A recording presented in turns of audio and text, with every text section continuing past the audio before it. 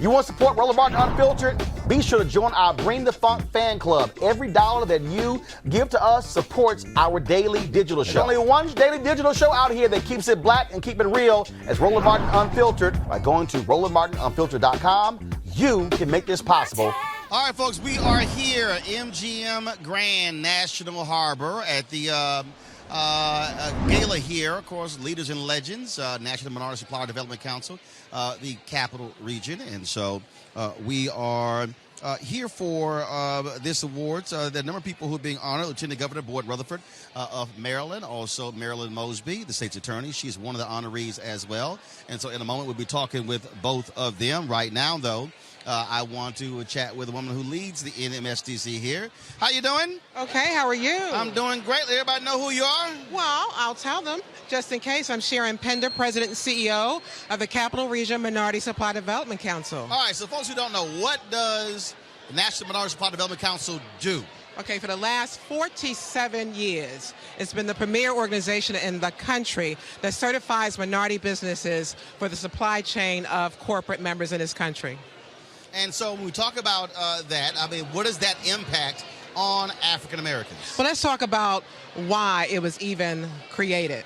Created on the heels of the civil unrest of the 60s, and it was, the thought there was to make the private sector accountable for its minority spend.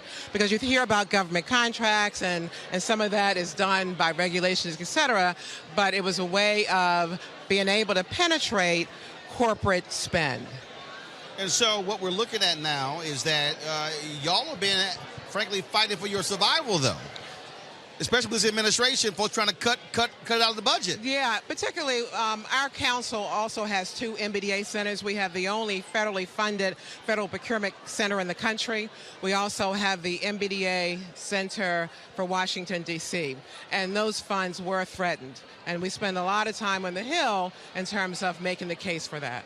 And one of the things that people don't realize is that when we talk about being able to access these federal contracts, African Americans have been shut out for a long time in corporate America. And so when you look at black businesses, they have been able to, frankly, grow and thrive largely being able to access federal, state, county, and city contracts. Absolutely. And quite frankly, if you look at the programs, it was built on the backs of blacks. And unfortunately, you know, I'm talking 47 years later, the issues are still the same, the problems are still the same, but now the pie is divided and double divided for other ethnic minorities. And so, moving forward, I mean, what should our audience, what should they be talking about, what should they be focusing on, what help do you need from them when it comes to this particular issue, you know, and trying to make sure that Supply Development Council is still around? And unfortunately, we're still having the conversation, and that's why it's still viable. But I think the difference is going to be the fact that the numbers are now switched. When we look across America and we look at the changing and the minority population becoming the majority, and you look at particularly African American women are the fastest growing segment in terms of entrepreneurship, right? Then you're going to have to do something about the numbers. And so often people don't pay attention until it impacts them. And so if it has that economic impact, because our businesses have to survive in order to be contributing to our economy, then we have to pay attention to begin to support those businesses now for the future.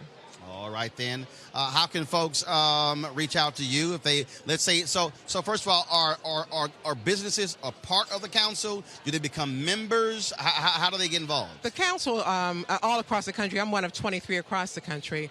We are individual 501c3s, and so the members are our corporate members. But in this market, you know, we have federal, state, and local government as well. And suppliers, which are minority businesses, are a part of it in terms of from that perspective, but it's primarily made up of those corporations. All right. Well, actually, I'm going to be in Atlanta in a couple of weeks doing an event there. I heard you were. I saw that. Yep, and so that's our national conference, and so we're looking forward to that as well. All right. Well, we certainly appreciate it. And, of course, you have the Leaders and Legends Gala here. And, of course, there are a number of honorees here. Mm-hmm. And so why is it important to also represent them, showcase them to this audience? We have the top 100 Minority Business Awards, the only one of its kind in this region, I can tell you. And the reason we do it is that when I started it 12 years ago, people would say to me, well, where are these businesses you're talking about that you advocate? we have such pride around the accomplishments of our businesses. And so they are no longer, you can no longer relegate them to mom and pop. We have very successful businesses with revenues ranging from less than $1 million to over $50 million. And so we celebrate them tonight. All right. Well, look, we're looking forward to it.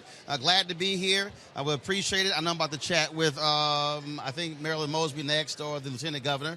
And so about to get this show started in a few minutes. We look forward to seeing you in the theater. All right. Thanks so much. Thank you. I appreciate it. All right, folks, back to that Roland Martin Unfiltered video in just one moment. All right, folks, you heard me talk a lot about marijuanastock.org. Why? Because we want to keep you informed of investment opportunities that make sense.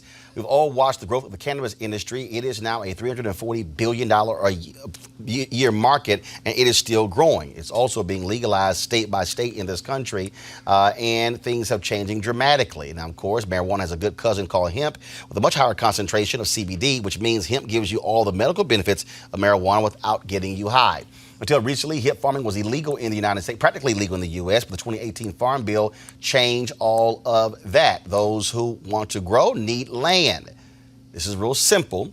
It's incredible investment opportunities for companies like 420 Real Estate. Their business model is simple. They buy land that supports hemp CBD grow operations and lease it to licensed, high-paying tenants.